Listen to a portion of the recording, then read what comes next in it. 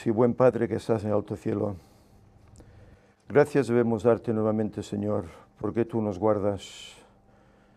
Tú durante el transcurso de esta semana nos has bendecido, nos has dado vida, nos has dado salud y nos das este tiempo sagrado, las horas de tu día, de tu santo sábado, en el cual poder estar aquí reunidos con otros hermanos para alabar tu nombre. Te agradecemos por la presencia que tenemos aquí, de hermanos que nos visitan de otros lugares. Te rogamos que tu bendición esté en ellos, hoy y cuando nos dejen. Y también, Señor, te agradecemos porque sabemos que tú nos escuchas. Tú nos llamaste a tu luz y tú nos das un mensaje para que hoy se comparta, para que otros puedan verlo, oírlo, abrir los ojos, seguirte. Sabemos que tu venida está próxima y te rogamos que nos ayudes para que nos preparemos para ello y también lo comuniquemos a aquellos que no lo saben. Que tu Espíritu, Señor, quede aquí con nosotros, que Él nos dé tu paz, tu bendición y que todo lo que aquí hagamos sea para alabar tu nombre. También te rogamos por los hermanos que tal vez están por el camino, los que tal vez no puedan venir por diferentes motivos, que en paz se encuentren contigo, Señor, y en espíritu en tu día santo.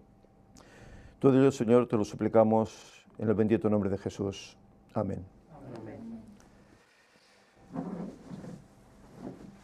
Bien, bienvenidos pues todos los que estáis reunidos acá. Nos congratula pues tener aquí entre nosotros hermanos que vienen de lejos. Algunos tan lejos como de Turquía, ¿verdad? Que llevan ya unos años aquí en España. Otros que vienen de Ucrania, ¿eres? ¿Miguel? ¿No? ¿Ruso? Ruso.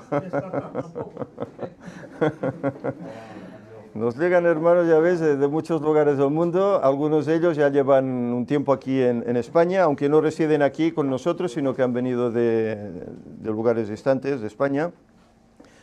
Y también, pues bueno, los hermanos de Vic, Luis y Ana, que ellos también hacen el esfuerzo de poder estar con nosotros regularmente, puesto que la distancia también es considerable. Eso nos congratula y los unos a los otros nos anima, ¿verdad?, poder estar juntos.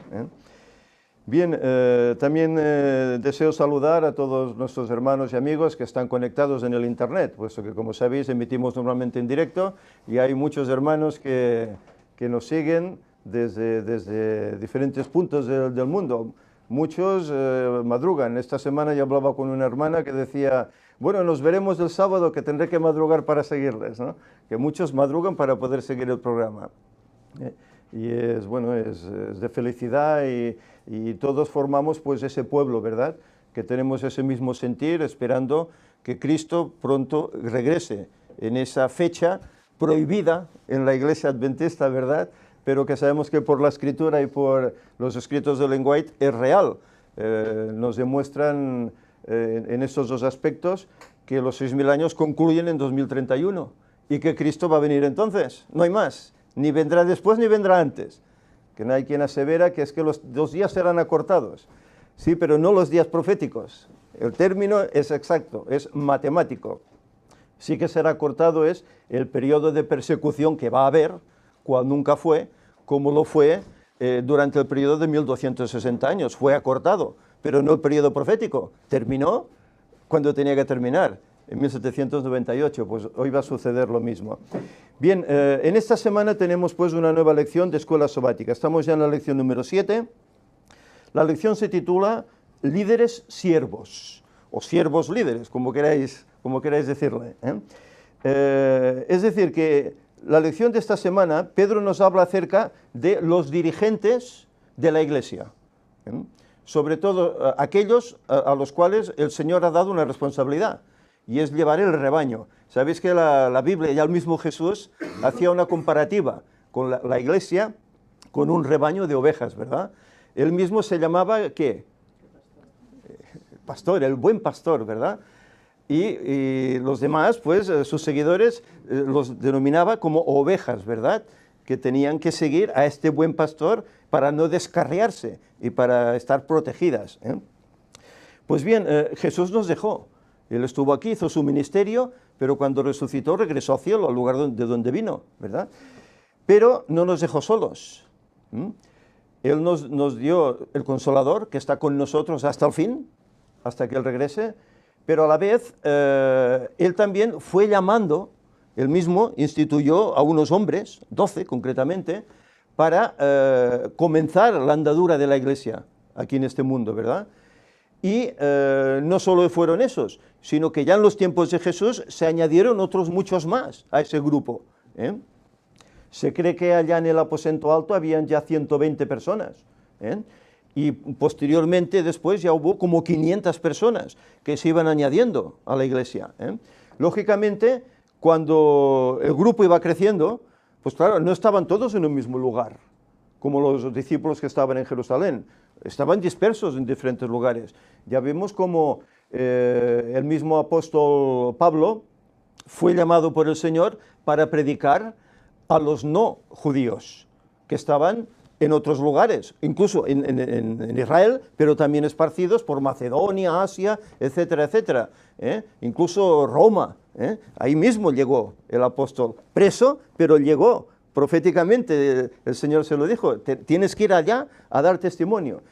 Y vemos pues como las iglesias fueron creciendo a tal punto que si vemos Apocalipsis capítulos 2 y 3, vemos ahí las 7 iglesias que estaban por la zona de Turquía.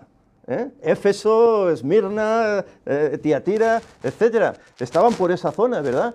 Y, ¿perdón? Exacto, Antioquía. Y las iglesias iban creciendo, pero claro, necesitaban pues alguien que dirigiera, ¿verdad? Y por eso el Señor instruyó a la iglesia para que nombrara ancianos y para que nombrara también... ¿Hay algún problema? Pensaba que te estaba usando un micro. ¿Sí? ¿Todo va bien? ¿Sí? Bien, seguimos. Que no pierda el hilo, que si no...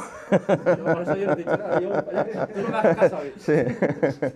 El Señor instituyó esos ancianos, como vemos en la lección de esta semana, y luego también la misma iglesia, dirigida por el Señor, tuvo que instituir una serie de diáconos incluso. ¿Por qué? Pues porque en la iglesia, como iba creciendo, pues dice que todos llevaban sus bienes, lo daban a los discípulos para que fuera repartido, para que nadie pasase necesidad. Pero he aquí que con todo y con eso, había una serie de viudas griegas, dice el pasaje, que parece que estaban como desatendidas. Y entonces, para que eso no sucediera, claro, los discípulos decían, si nosotros dejamos la predicación del Evangelio para atender a estas viudas, pues no podremos hacer la labor. Entonces, se ideó, el Señor así lo tenía previsto, que se escogieran a 7 diáconos para que atendiesen a estas viudas. Y así de esta manera no había nadie desatendido. Y bueno, esto es algo que la Iglesia Adventista ha tomado de ahí, y por eso en la Iglesia Adventista pues hay pastores. El pastor pues es el dirigente espiritual de la Iglesia, de la congregación. También a la vez está secundado por una serie de ancianos, según la Iglesia a veces hay 1, 4, depende del tamaño de la Iglesia, en miembros. También pues hay una serie de diáconos que ayudan a que todo esté en orden, que incluso hacen visitación cuando alguien está enfermo, o etcétera. Y es la manera en que debe funcionar la Iglesia para que todo el mundo sea atendido y nadie sea dejado a un lado. ¿Sabéis? Es triste, y a veces nos habíamos encontrado con esto, que había hermanos que tal vez estaban un tiempo sin venir, y ¿sabéis? Nadie se daba cuenta. Nadie se daba cuenta. Y tal vez ese hermano había estado enfermo, y a veces con problemas, y nadie se había dado cuenta. ¿Por qué? Los quehaceres de la iglesia, las actividades y tal. Pues claro, cuando una iglesia crece, es distinto. Cuando somos 40, 50, mira, 20, todos nos conocemos y todos sabemos si tú has faltado o no has faltado. Pero cuando una iglesia ya son 150, 200, 400 miembros, normalmente no puedes hablar con todos. Y a veces, pues claro, te pasa gente pues, que no conoces o que no saludas, porque no has tenido tiempo. Y tal vez esa persona no ha venido y tú no te has dado cuenta. Igual que tú, pues igual el pastor o el otro anciano o el diácono. Y cuando esa persona regresa al cabo de X tiempo, pues viene con quejas, ¿no? Hombre, entre nosotros, sí. Mira, perdonad, pero me voy a sacar la chaqueta porque parece que roza en el micro. Disculpadme, entonces sucede este hecho, ¿no? Que llega el hermano o la hermana después de un tiempo y claro, se queja de que nadie ha tenido atención en mí. No he venido y no me han visitado. Y por eso Ellen White aconseja, y ella lo escribe así, que las iglesias no deberían ser mayores de 50 miembros. Que cuando pasan de aquí, entonces ya es más fácil que haya estos descontroles. Y es fácil, ¿por qué? Pues porque las iglesias realmente se hacen muchas actividades, muchas. La iglesia sabemos cómo tiene muchos departamentos, jóvenes, escuela sabática, actividades laicas, etcétera, etcétera, y cada uno pues propone su programa, ¿verdad? Y hay tantas actividades pues que a veces uno no se da cuenta si han venido todos o si falta alguno. Y eso sucede. Por eso ella aconseja, es conveniente que las iglesias no sean más extensas de 50 miembros. Es algo que no se ha tomado mucho en cuenta, puesto que hay iglesias tan solo en España, iglesias que tienen 400, más, 600, etcétera. Si te vas ya a otros países, hay iglesias que tienen 2000 miembros. No se pueden conocer, es que es imposible. Tal vez con el tiempo lleguen a conocerse algunos, pero es complicado, es complicado. Por eso es interesante que el núcleo sea pequeño. ¿Para qué? Una, nos arroparemos más. Segunda, estaremos más atendidos. Si hay algún problema, que los hermanos pues, puedan orar por esa persona, etcétera, ayudarla si tiene algún inconveniente, algún problema. Es conveniente así. Me gustaría leer el pasaje que en esta semana corresponde para el estudio de la lección, que es en 1 de Pedro, capítulo 5, versículos del 1 al 10. Y iremos desgranando poco a poco, pues, lo que nos dicen estos versículos, y de ellos sacaremos la lección de la escuela sabática. El subtítulo que tiene es Apacentad la grey de Dios. La grey es paralelo al redil, ¿verdad? De las ovejas, ¿no? Dice Pedro, ruego a los ancianos que están entre vosotros, yo anciano también con ellos, y testigo de los padecimientos de Cristo, que soy también participante de la gloria que será revelada. Es decir, él aquí hace un llamado, se dirige ¿a quién? A los ancianos que hay en las iglesias. Incluso él mismo se añade como uno de ellos, se añade como un anciano, y era un apóstol, pero se añade como un anciano también. Participante, dice, de la gloria que será revelada. Luego dice, apacentad la grey de Dios, que está entre vosotros, cuidando de ella, no por fuerza, sino voluntariamente, no por ganancia deshonesta, sino con ánimo pronto. ¿Qué demuestra esto? Que la Iglesia de Dios no es una empresa. No es una empresa donde uno empieza desde abajo, y va subiendo peldaños, va tomando medallas, ¿verdad? Va tomando directrices, va tomando responsabilidades. Diríamos que el paralelismo es parecido, que claro, cuando un hermano conoce la fe, pues se añade a la iglesia, ¿verdad? Se bautiza, comienza, pues, como ha nacido de nuevo, pues se le considera pues como un bebé, un recién nacido, ¿verdad? Pero esa persona, ¿qué pasará con ella? Pues poco a poco irá aprendiendo de la Biblia, a través de la escuela sabática, a través del estudio de la palabra de Dios, irá aprendiendo a través de los hermanos que tal vez tienen más experiencia, ¿verdad? Y poco a poco pues irá adquiriendo esa experiencia y irá progresando, hasta que llegará pues un momento en el cual él también será, por así decir, instructor de aquellos que vendrán como él vino en una ocasión, ¿verdad? Pero todo se hace de forma desinteresada y por amor a esos que van llegando, ¿verdad? y no pensando en recibir una recompensa, un salario. Por eso dice voluntariamente, sin ningún interés.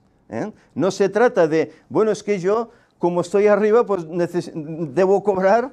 No, aquí no se trata de cobrar, ni mucho, ni poco, ni nada. Se trata de que cuando hagamos algo, lo hagamos como para gloria del Señor. Porque el ejemplo está en quién. Jesús, ¿quién era? Era un maestro, ¿verdad? Y él mismo, ¿cómo se llama? Siervo, ¿verdad?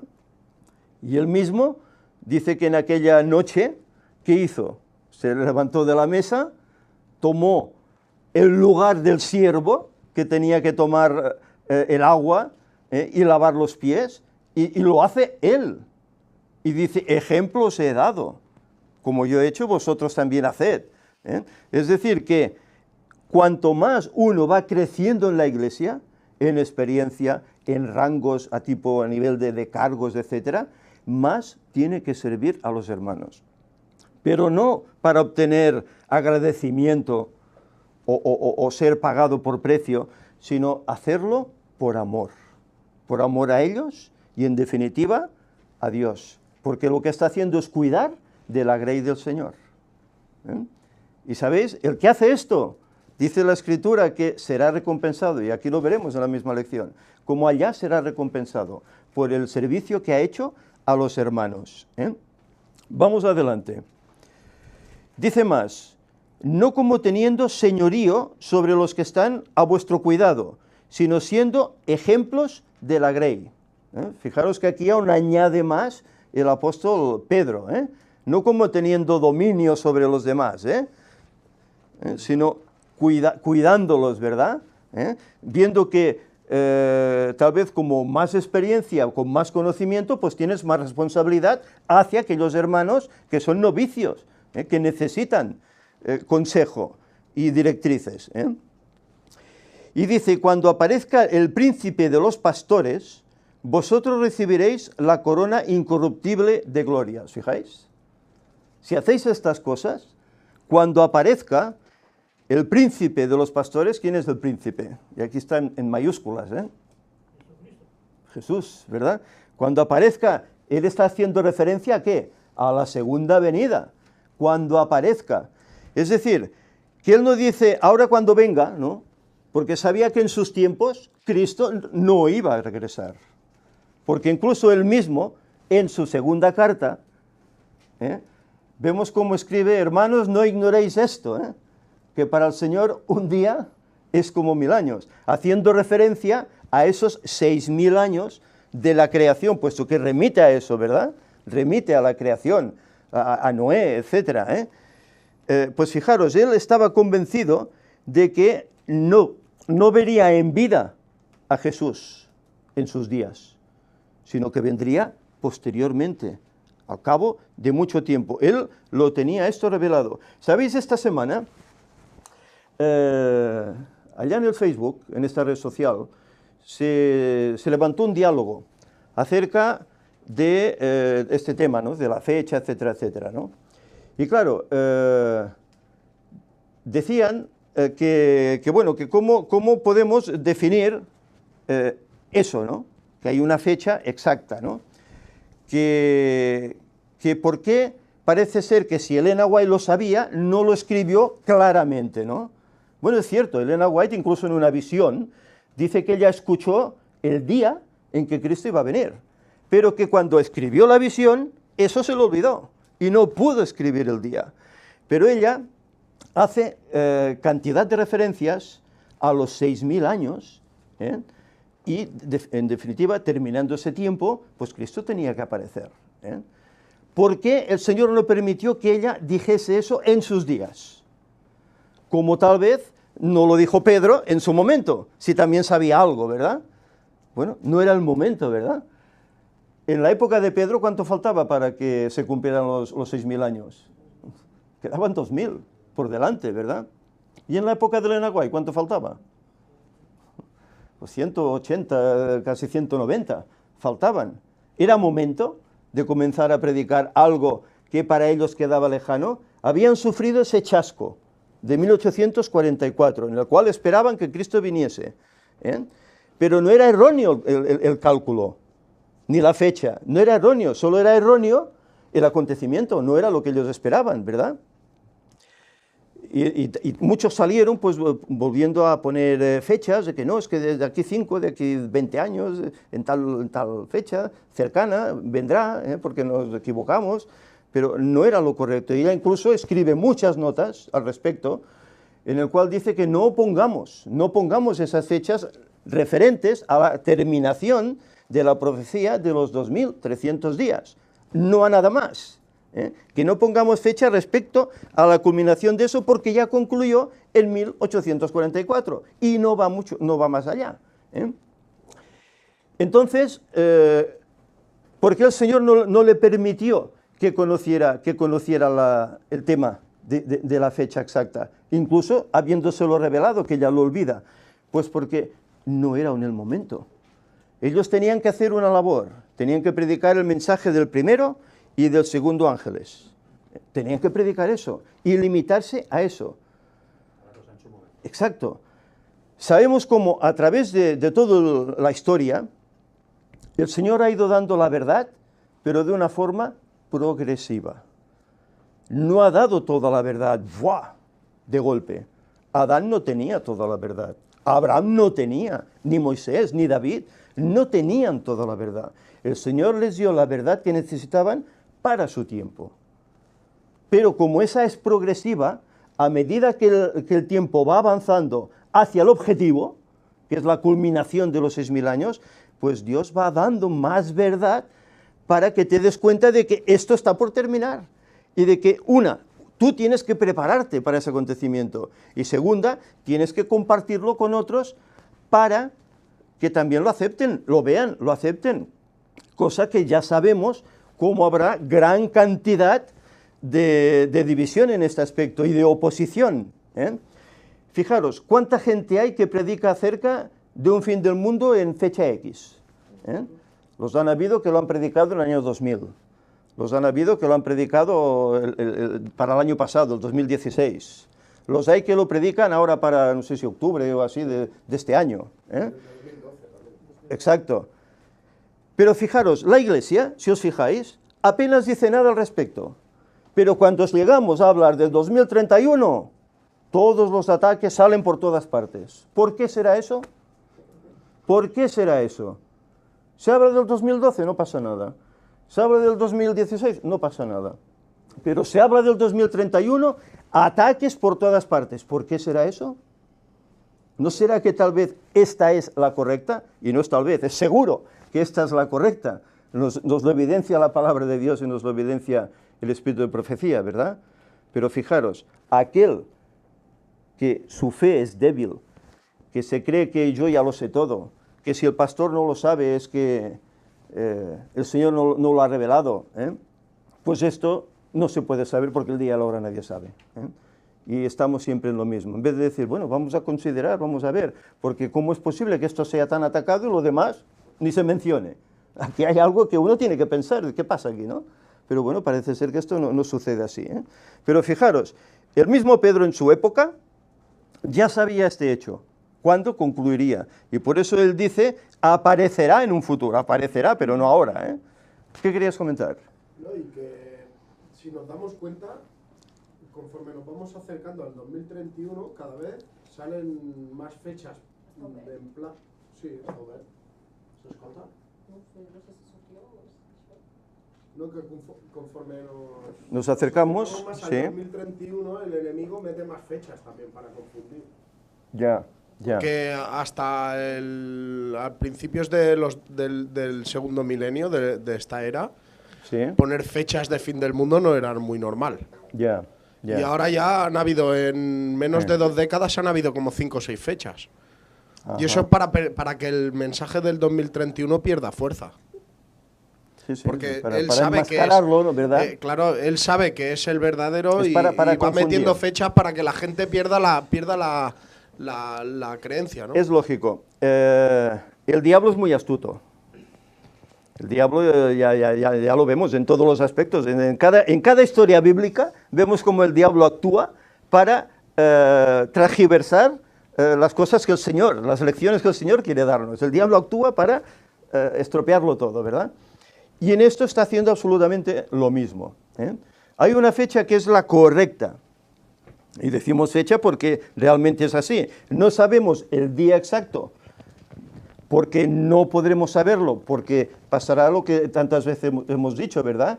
Que los cielos, pues, estará todo desquiciado, el sol, la luna, etcétera. No podremos discernir en qué día estaremos viviendo, ¿eh?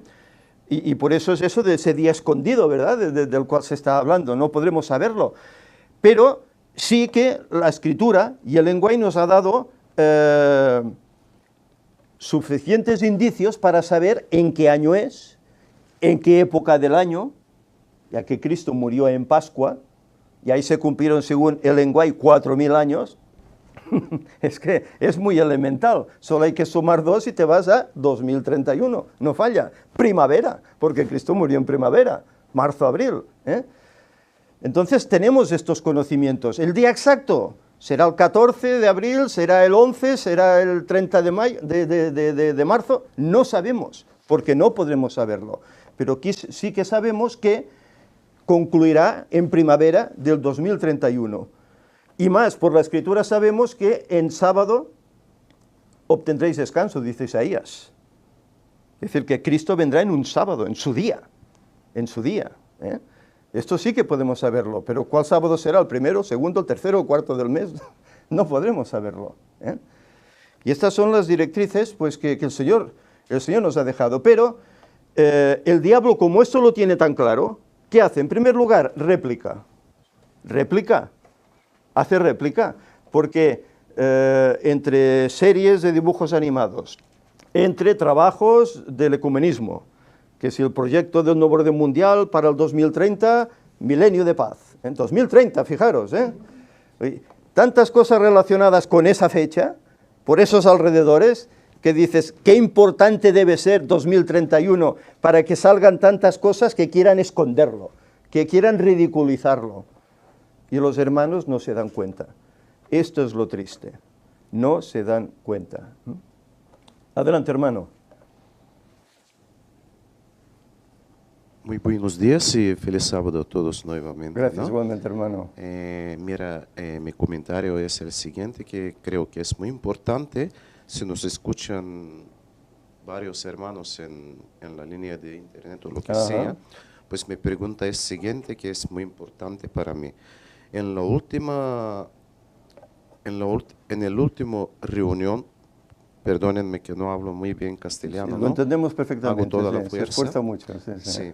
Entonces, en uno de los últimos reuniones de la Conferencia General de la Iglesia Grande, estuve un hermano que era un hermano muy nuestro, se llama David Gates. En este caso, él estuvo expulsado de la Iglesia Adventista por la tema que predicaba que Cristo viene matemáticamente y bíblicamente y proféticamente claramente en el año 2031. Ha pasado tiempo y él ha cambiado su versión. Entonces, pues que no tenemos que equivocarnos. ¿Cuál es el motivo? Se lo sabemos, pero ya no siguen esto. Yeah. ¿Cuál es el motivo? Bueno, porque pues, él cuando salió estuve Sí, sí, expulsado sí, porque predica que el Cristo viene, bueno, la segunda venida del Cristo es en 2031, sí, bíblicamente, proféticamente y matemáticamente. Y ahora ha cambiado, ¿no? Y ahora un cambiado. poco. Y ahora bueno, dice pues, este hecho, que los tiempos serán acortados y que Cristo vendrá antes. Eso es. Como otros Pues, hermanos que también aseveraban lo mismo, pero el tiempo será acortado y Él vendrá que no antes. tenemos ¿no? que equivocarnos cuál Exacto. es el motivo. Gracias. Bueno, él es un pastor de masas, él viaja mucho, tiene muchas misiones, incluso a su cargo. Es un hombre pues, que tiene mucha presión, ¿no? Tiene muchas presiones, y es posible pues, que haya sido presionado para eso, ¿no? Para que cambie un poco ese mensaje, ¿eh? Es posible. También hay otros, Duke Buckler, por ejemplo, él ha hablado sobre los 6000 años. No ha dicho abiertamente aún, que Cristo vaya a venir en 2031. No lo ha dicho abiertamente, pero él dice que sí, que en 2031 terminan los 6.000 años, terminan. Con la verdad no se puede negociar, ¿no? Bueno, pero son hermanos que están allá arriba, aunque tengan ministerios como él tiene un ministerio propio, ¿no? Pero, quieras o no, pues reciben presiones, y entonces, pues para no tener problemas, pues dan un mensaje, pero a medias, no lo dan todo abierto, todo descubierto, sino que tal vez esconden algún detalle, ¿no? Para no tener estos problemas. Claro, los que tal vez hemos sido más temerarios, por así decir, tal vez, bueno, el Señor lo ha permitido así, ya estamos viendo cómo el mensaje tenía que salir de España, el último mensaje para este mundo, y de España está saliendo, se acepte o no se acepte, es así, ¿verdad? Y bueno, el Señor dice que el cristiano no debe ni comprarse ni venderse, ¿no? Tiene que ir con la verdad hasta el final, a pesar de las consecuencias que ello conlleve. Bueno, hay hermanos pues que por sus cargos, por lo que sea, pues no lo ven así, prefieren retraerse, esconder parte de ese mensaje para no tener esos problemas. Bueno, hablamos con Víctor, ¿cuántos problemas no ha tenido él? Tanto escritos como verbales, como allá donde ha estado de visita, etcétera. Personalmente, bueno, sabéis que tengo unos blogs en los cuales participo y hablo de estas cosas, ¿verdad? Y bueno, una lluvia de contestaciones contrarias y a veces pues no muy desagradables también, te encuentras, es decir, ¿pero qué quieres hacer? El Señor nos ha dado este mensaje, nos ha llamado para ello, ¿qué voy a hacer? ¿Callármelo? No puedo, no puedo, tengo que decirlo, a pesar de los pesares, y quiera el Señor que si las dificultades llegan a más, que nos mantengamos firmes y no temamos a eso, porque nuestro escudo es Dios, es el Señor, y Él nos va a proteger. Y si no lo hace, porque desea que por ese testimonio vayamos al descanso, pues bueno, alabado sea su nombre. Pero sé que cuando nos levantemos, le veremos venir. Y nos dirá, bien, buen siervo y fiel, entra en el gozo de tu Señor. Pues por eso no podemos esconder si sabemos eso. Y lo triste es que hay hermanos, pues como David, como Bakelor y otros que hay, ¿verdad?, que esconden parte que es lo crucial, ¿no? Esconden lo crucial de este mensaje. Sí, Ángel. Sí, quería comentar que parte de lo que está sucediendo tiene que ver con lo que has leído antes, de no por ganancia deshonesta. Ya. ¿Qué consideramos ganancia deshonesta? Se supone que el dinero que se da en los diezmos es para mantener a los pastores, no para construir grandes edificios y luego echar a pastores.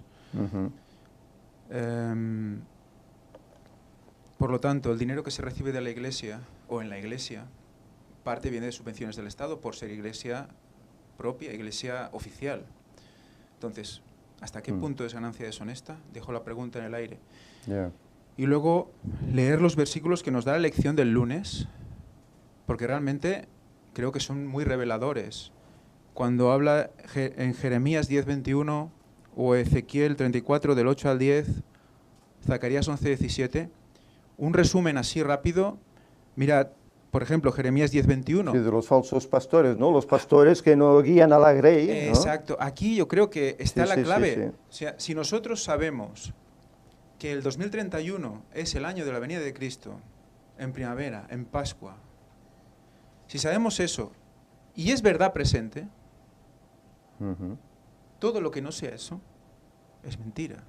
Por lo tanto, si no se predica eso, ¿qué pastores somos? ¿El fiel o el infiel? Porque fíjate lo que dice el infiel. 10:21, Jeremías, pastores, los pastores que hizo, 10:21. Vamos a leerlo, porque es que, porque los pastores se infatuaron y no buscaron a Jehová. Por tanto, no prosperaron y todo su ganado se esparció, o todo su rebaño fue dispersado. Sí, sí, sí, dice, sí. y además ¿en qué contexto lo está diciendo? Fijaros que Jeremías estaba avisando durante todos sus capítulos de que vendría un ejército del norte a destruirlos. Sí, sí, la destrucción de Jerusalén, sí, sí. De Babilonia. Babilonia vendría y estarían 70 años cautivos, 70. Y vendría un reino del norte, que dice de gente robusta, de la lejanía, cuyas lenguas no entenderían. Fijaros cómo hay un paralelismo con ese, también en el tiempo final, ¿qué pasará con esa Jerusalén infatuada? Ese reino del norte y del oriente, noticias del norte y del oriente los atemorizarán. Sí. Hay un paralelismo interesante, son gente robusta, gente que no se entiende su lengua, ¿no? O sea, que nos está poniendo en una situación próxima al final donde está pasando eso. Y fíjate, porque luego en Ezequiel 34, 8:10, dice, yo libraré mis ovejas de sus bocas. Y los compara como si fueran lobos. Yeah. Lobos. O sea, que devoran al rebaño, se alimentan del rebaño para su propia bienestar. Sí. ¿Y qué dice Jesús de los lobos? Dice, os enviaré como ovejas en medio de lobos. Yeah. ¿A qué se estaba refiriendo Jesús? A los falsos profetas. Sí, exacto. Pero ¿no es un pastor que no dice la verdad un falso profeta? También.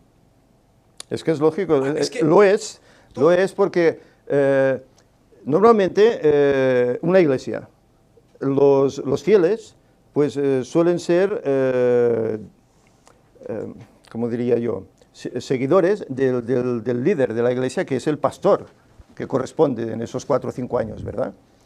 Claro, lo que el pastor normalmente dice, pues eso es palabra de Dios, ¿no?, para todos, salvo tal vez alguno que razona por sí mismo, dice, cuidado, lo que ha dicho el pastor, no estoy de acuerdo, porque es contrario a lo que dice la palabra de Dios, contrario a lo que dice el espíritu de profecía, pero por regla general, los fieles de la iglesia, pues el pastor ha dicho esto, pues es esto, y lo acepta. Claro, si el pastor no te da el mensaje que toca, como hoy está sucediendo, hoy no se habla acerca de profecías, bueno, sí se tocan profecías, se tocan, pero según cuáles. Apocalipsis 13 no se toca, porque claro, si hablas de eso, pues tienes que hablar del Vaticano, tienes que hablar de Estados Unidos, tienes que hablar del papel que están haciendo, de lo que van a llevar a término, y cuidado, no podemos ahora porque claro, hay unos pactos y hay que estar a bien con ellos, no puedes hablar mal de la gente porque incluso hasta te pueden demandar, etcétera, etcétera, ¿no? Entonces, ¿qué pasa? El feligrés, pues queda cegado, queda engañado porque no le dan todo el mensaje que necesita. Entonces se basa el mensaje en esto de, bueno, nos llevamos bien, nos amamos, ¿verdad? Estamos unidos y todos felices. Y vamos a la iglesia, hemos oído un mensaje light, que ni te va ni te viene, pero bueno, cómodo, ¿verdad? Y sales, pues no sé, ¿cómo has llegado?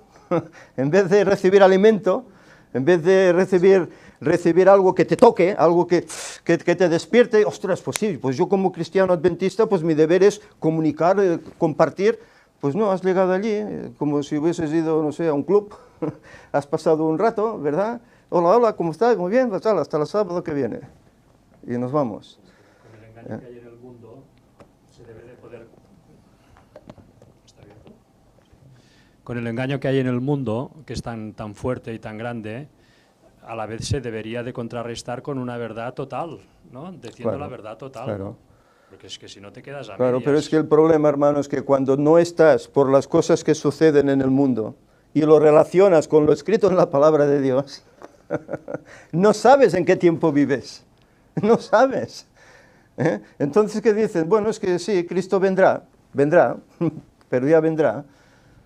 Antes se decía que la venida era ya, era inminente, ¿no? Bueno, ahora se dice, bueno, que ya vendrá, sí, pero ya vendrá, cuando toque. Pueden pasar, pues según ellos, pues no sé, 100 años, 500 años más. Esa inminencia ya se ha dejado a un lado, ¿verdad? Es lo triste. Por lo tanto, el mensaje va acorde pues, con ese pensamiento. Como él ya va a tardar tanto, pues bueno, vivamos la vida, hagamos cosas que vayamos pasando el tiempo, ¿verdad? Y así la iglesia no se edifica. No se edifica. Y el problema es que la calidad de los miembros es escasa. Es escasa porque no hay conocimiento de la palabra de Dios. Y tal vez cuando oyen algo que les llama la atención en otro lugar, pues abandonarán la iglesia y se irán allí. ¿Cuántos bautismos hay a veces en una gran predicación de masas? Cientos, a veces miles. Pero al cabo de unos días han desaparecido. Han desaparecido. Aquel momento de euforia se ha desvanecido. Porque no hay un mensaje que te motive, que diga, hey, que esto se termina, que yo tengo que estar dispuesto, santificándome para encontrarme con el Señor, para compartir con los demás que aún no saben. No hay esa motivación. Entonces, ejercemos un cristianismo light, y vamos por la vida y ni decimos que somos cristianos, ni decimos lo que creemos, ni decimos que esperamos que Cristo regrese, y nos ven como los demás. Incluso participamos en actividades que no tocan como cristianos. Y es así. ¿Querías comentar algo más? Sí, fíjate cómo Satanás juega con los extremos que se retroalimentan. Por un lado, crea mensajes lisonjeros dentro de la iglesia oficial, y por el otro lado crea mensajes alarmistas fuera de la iglesia oficial. Yeah.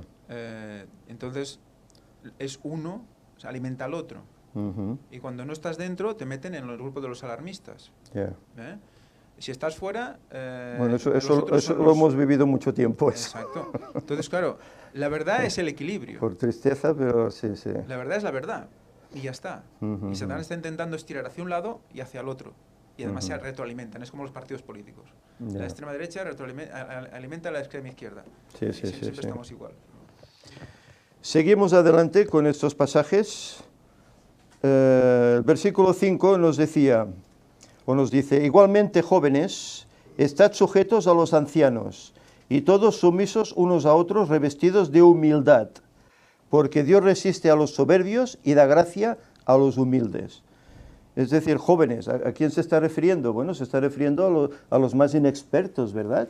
Que tienen que estar sujetos a los que son pues dirigentes, a los que son ancianos, etcétera, para que les instruyan, les ayuden, pero dice que además revestidos de humildad. Humildad. Claro, la palabra humilde, pues hoy en día se entiende humildad como aquel pues que es pobre, ¿verdad? Que no tiene un estatus, que es cortito, este es un humilde, ¿no? Pero no, la humildad que enseña la Biblia es humildad interior, humildad de mente, humildad de corazón. No verte más, aunque tú tengas grandes títulos o grande sabiduría, no verte más que los demás, sino ver que todo eso el Señor lo ha puesto a tu servicio, te lo ha dado a ti, para que ayudes a los demás, al grupo, a los hermanos, a la iglesia, para que ayudes. Es esa la humildad que el Señor demanda y que Pedro aquí nos está hablando. Dice, Dios resiste a los soberbios, pero da gracia a los humildes. Él no buscó eso cuando vino, buscó eso, buscó gente humilde en su vida cotidiana, en sus tareas, etcétera, sencillos, ¿verdad? A pesar de que tenían prejuicios, de que tenían sus ideas preconcebidas, a pesar de que tenían su mal carácter, pero el Señor los escoge porque sabía que los podía pulir y los podía preparar para ser idóneos para esa labor. Si no, fijaros lo que está escribiendo Pedro, aquel hombre impetuoso, temerario, y fijaros qué cosas más bellas está escribiendo, porque en él se ha obrado ese cambio, esa humildad. Él es, por así decir, el primer dirigente de la iglesia, porque el Señor le dijo, apacienta mis ovejas, se lo dijo a él, no se lo dijo a Juan ni se lo dijo a otro, a él, apacienta mis corderos. Pero en cambio él dice que se hace como anciano también, humilde, ayudando a todos y escribiendo a las iglesias para atenderlas. Esta es la auténtica humildad. Más, dice, humillaos pues bajo la poderosa mano de Dios, para que Él os exalte cuando fuere tiempo. Fijaros, humillarnos ahora, en este sentido que estamos hablando, para que cuando Él regrese nos exalte cerca de su trono, ¿verdad? Y ese pasaje es el epicentro de la lección, ¿verdad? Dice, echando toda vuestra ansiedad sobre Él, porque Él tiene cuidado de vosotros. ¿Cuántas ansiedades no tenemos en la vida? ¿Cuántas? En todos los sentidos, ¿verdad? Inseguridad, económica, laboral, de salud, inseguridad en todos los aspectos, ¿verdad?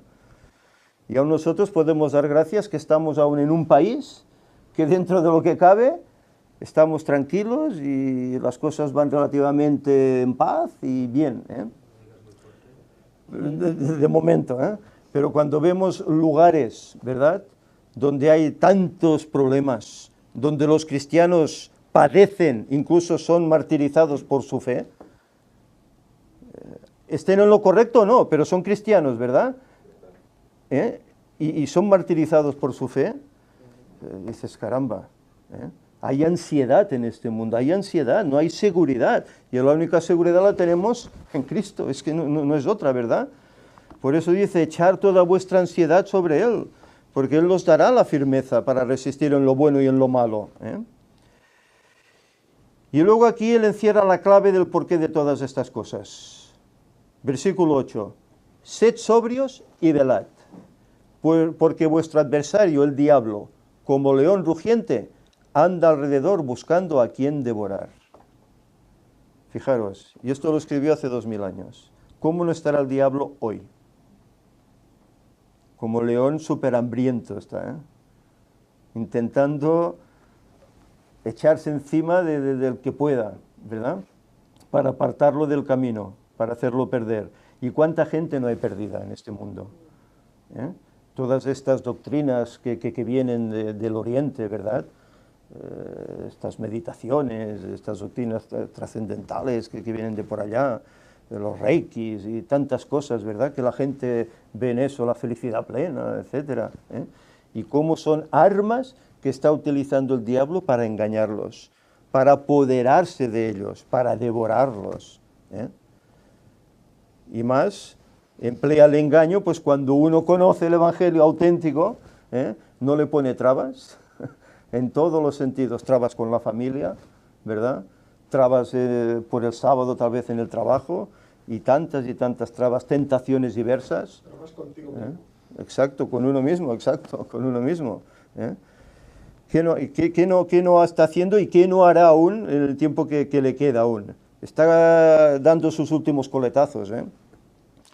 Dice, al cual resistid firmes en la fe, sabiendo que los mismos padecimientos se van cumpliendo en vuestros hermanos en todo el mundo. Y es así. ¿Qué cristiano es el que no ha tenido problemas de este aspecto? O problemas con la sociedad, o problemas con la tentación, como decíamos, hasta con uno mismo, ¿verdad? ¿Quién no ha tenido esos problemas, verdad? Y dice que más el Dios de toda gracia, que nos llamó a su gloria eterna en Jesucristo, después que hayáis padecido un poco de tiempo, Él mismo os perfeccione, afirme, fortalezca y establezca. No hablábamos hace unos días sobre el fuego de la prueba, ¿verdad? En la lección, él lo mencionaba en el capítulo 4, ¿verdad? ¿Por qué? ¿Por qué tenemos que sufrir, no? Bueno, ¿qué hemos leído aquí en el versículo 8? El diablo, como es el león rugiente, anda buscando a quien devorar. Por lo tanto, no vamos a tener el camino allanado. Jesús ya lo dijo, entrad por la puerta estrecha, porque angosto es el camino que lleva a la salvación. El otro no, el otro es ancho, es fácil. Es donde van todos, ¿verdad? Pero el estrecho, aquel que hay que pasar de uno en uno, y que tiene, perdonad, y que tiene baches y agujeros y tantos problemas y oscuridad, etcétera, ese es el que dice el Señor que tenemos que coger, porque al final se ve la luz. Cristo está ahí. Esa es una visión que tuvo Lenguay, ¿verdad? Ella veía aquel pueblo que andaba por aquel camino angosto, en cuesta, pero que al fondo había una luz, que era Cristo que los estaba esperando en el cumplimiento profético de esos 6000 años. Estaba ahí esperándoles.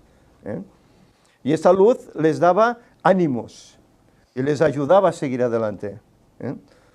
Por eso es complicado ser cristiano, pero si lo ponemos todo en las manos de Cristo, Él nos sostiene y Él nos ayuda a seguir. El problema no es ser cristiano, el problema es ser un buen cristiano. Claro. Y la mayor lucha en este mundo no es luchar contra alguien, es luchar contra ti mismo. Exacto. Sí, sí, sí, sí. Tema- El ego, sí, sí. El problema es el ego. El hermano nos estaba diciendo que no solo ser cristiano, sino ser un buen cristiano, ¿eh? Que ese a veces es un objetivo a veces inalcanzable para muchos, ¿eh? Y que la lucha pues es personal, es contra nosotros mismos, ¿no? Y es así. Tenemos que corregir tantas cosas, ¿verdad? Que el Espíritu Santo nos tiene que ayudar a hacerlo, porque nosotros mismos es imposible que lo hagamos, ¿eh?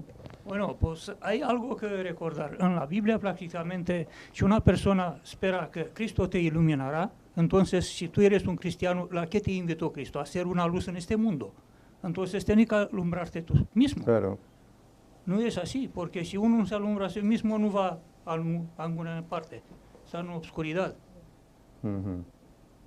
Y siempre estamos acostumbrados a darle culpa. Y el diablo no obliga a nadie a hacerle caso, ni Dios no te obliga a hacerle caso, Claro. pero si te invita a hacer una cosa bien en tu vida, ser una buena persona, ser una nueva persona. Es decir, que todo lo que encuentras en tu vida hacer, hágalo con amor. Uh-huh. Sí, ¿Eres sí, tú? sí, sí, sí, sí. Vendrá por. ¿Qué te dice? Y es así. Busca primero el reino de Dios y su justicia, y todo esto será añadido. Todo será añadido, ¿eh? Todos tenemos un deber en esta vida, la gratitud. Sí, sí, sí. Hay aquí una nota en el viernes que me gustaría leer para concluir.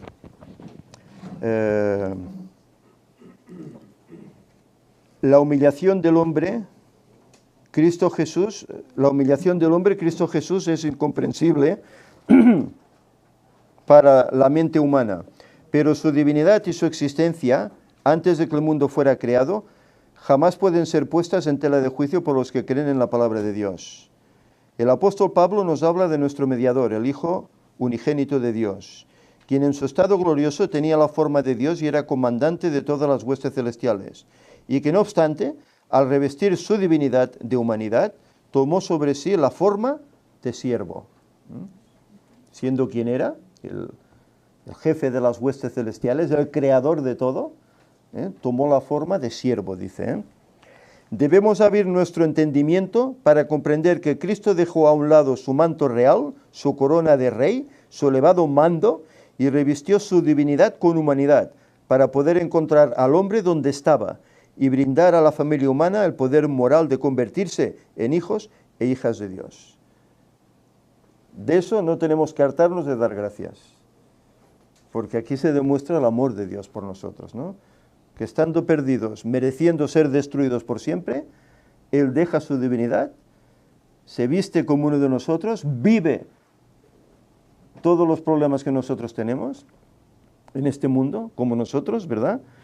Y viene a hacer esa labor de entregar su vida como ese cordero en sacrificio, con su sangre, para redimirnos, para limpiarnos, para que podamos volver a tener acceso a la eternidad que se perdió. Adán era eterno. El Señor le dio la inmortalidad. Mientras obedeciera, era eterno, ¿verdad? Pero cuando entró el pecado, se acabó su eternidad. Pero esa eternidad es la que Cristo quiere volver a darnos. Si aceptamos ese sacrificio por nosotros, si le aceptamos como realmente lo que es, ese Dios, Redentor, Creador, Salvador, ¿verdad? Y nos volverá a dar eso cuando venga de aquí a poquito tiempo, ¿eh? Por lo tanto, quiera el Señor pues que nos mantengamos fieles, a pesar de la oposición, de los problemas que podamos tener en nuestra vida, que podamos seguir siendo fieles, trabajando, pidiendo el Espíritu Santo, orando por ello, para que el Señor nos haga cada vez más aptos, más idóneos para poder estar en su presencia, ¿eh? Si no es así, no podemos estar cara a cara. Ese fuego consumidor nos abrazará, si no somos idóneos para estar ante Él, como pasará con tantos muchos, que no le esperan, se mofan.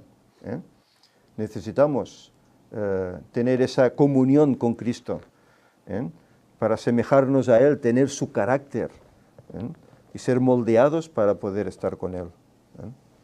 ¿Querías comentar algo, Ángel? Sí, que lo que comentabas, que debemos estar como fusionados. Él quiere estar fusionados con nosotros y nosotros tendemos a querer ofrecerle solo lo bueno.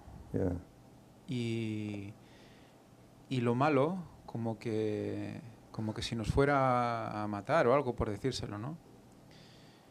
Y él murió por todos nuestros pecados, y su sangre fue pagó por todo lo nuestro, por nuestros problemas, por nuestras enfermedades, se lo quedó todo. O sea que el estar fusionado con Él, cuando sufrimos, Él sufre, cuando tenemos un problema, Él ya lo ha pasado, porque Él ya murió por todo lo que pasó y por lo que iba a pasar en el futuro de todos los cristianos. Sí. Y la verdad, hasta que no comprendes eso, ha de pasar algo en tu vida. Y bueno, yo la verdad es que tengo que hablar a nivel personal. Ha sido una semana dura. Llevo un mes y medio un poco chungo, y por temas de trabajo y eso. Y la verdad es que hasta que no he leído el versículo para memorizar de esta semana, echad toda vuestra ansiedad sobre Él. Digo, pero bueno, ¿no? Piensas, pero ¿hasta qué punto te lleva Satanás de olvidarlo todo hasta que no comprendes? Y porque piensas, ¿y cómo dejas esa ansiedad ahí, no? ¿Cómo la das? Sí. Bueno, pues comprendiendo que es suya. Sí. Es suya, o sea, es que es suya, la está sufriendo.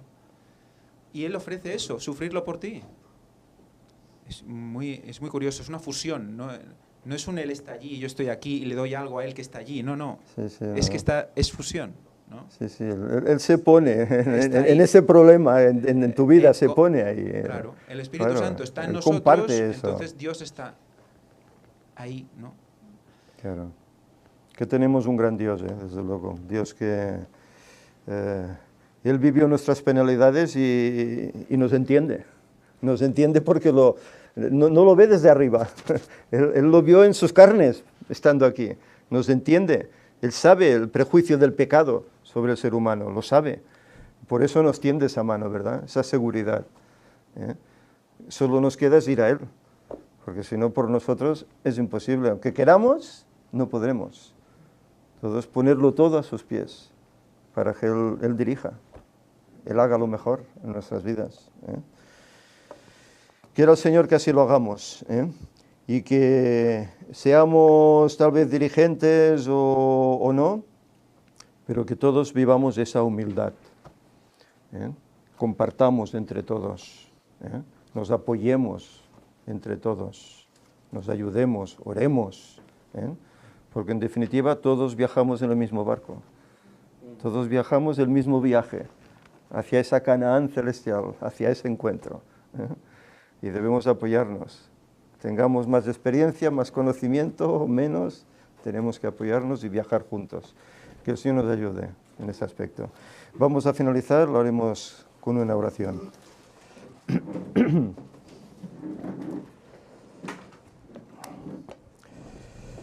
Señor y Padre, te agradecemos, Señor, porque tú inspiraste a estos escritores bíblicos. En ellos, en sus escritos, encontramos ese alimento, encontramos esas directrices, esa esperanza, esa paz que tú quieres que tengamos en nuestras vidas. Señor, ayúdanos para que lo hagamos todo nuestro, que tomemos tiempo para aprender más, para estudiar más, para leer más, para meditar más en tu palabra, para que de esta forma ella nos moldee y que de esta forma podamos ser aptos, Señor, para ser instrumentos en tus manos, para ser auténticos discípulos tuyos, que vean que te hemos conocido, que vean que tenemos un mensaje de salvación para este mundo que perece. Señor, ayúdanos a hacer la parte que nos corresponde ahora en nuestro momento, que no te defraudemos, que podamos llevar a muchos a este camino de salvación. Que tu paz quede con nosotros, Señor, que perdones las muchas deficiencias que como humanos hacemos, pero nos ayudes a no pecar. Y ayúdanos, Señor, ahora para que nos preparemos para el sermón que seguidamente vamos a tener. Todo ello te lo pedimos en nombre de Jesús. Amén.